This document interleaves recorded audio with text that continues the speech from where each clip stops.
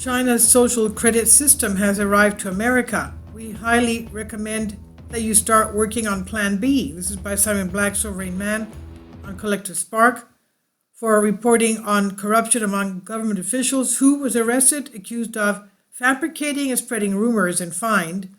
But then one day in 2017, he suddenly found that he was unable to buy a plane ticket. The system just rejected him.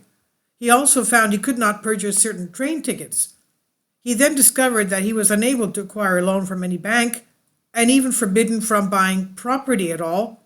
Eventually, Liu Hu discovered his name on a government, quote, list of dishonest persons subject to enforcement, end quote. And there was no obvious way to appeal the designation or have his name removed from that list.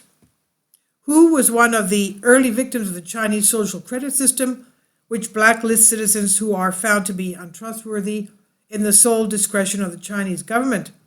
Others on the list have been prevented from renting certain apartments, holding particular jobs.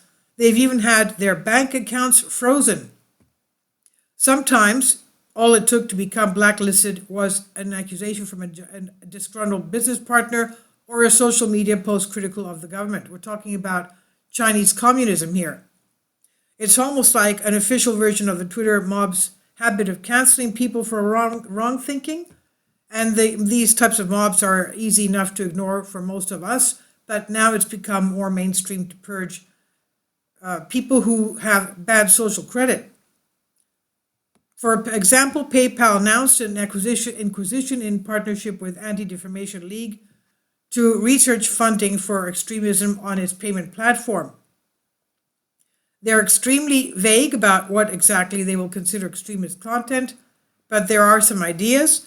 New York Times, for example, considers the word freedom to be an anti-government slogan, according to a recent article on the protests in Cuba, and Twitter considered it banned hate speech, banned a Spanish politician for tweeting, "A man cannot get pregnant." If you protest lockdowns, you are an extremist putting lives in danger. And these days, anything from the okay hand gesture to cheese is considered racist. Now, big banks will be able to use this same intelligence to blacklist extremists peddling certain types of speech. Recently, Wells Fargo closed the accounts of 2 different conservative activists without explanation. And in 2019, JP Morgan Chase did the same thing. And the CEO of alternative social media website Gab had 4 banks in 4 weeks ban the company's account, allegedly because the platform harbors contents which are not considered proper. And all of this looks eerie like a backdoor for a Chinese-style social credit system in the United States. Now, there's a problem. What exactly constitutes this type of weird censorship? The problem is when just a handful of powerful centralized institutions control society, and it's the reason a solid Plan B gives you options to ensure you're not entirely reliant on one country's government, one country's banking system, or one country's public health policies. Now, this article, China's social credit system arrived to America, originally published on Sovereign Man, published here under Creative Commons on Collective Spark. Please leave your comments, and thank you for your support.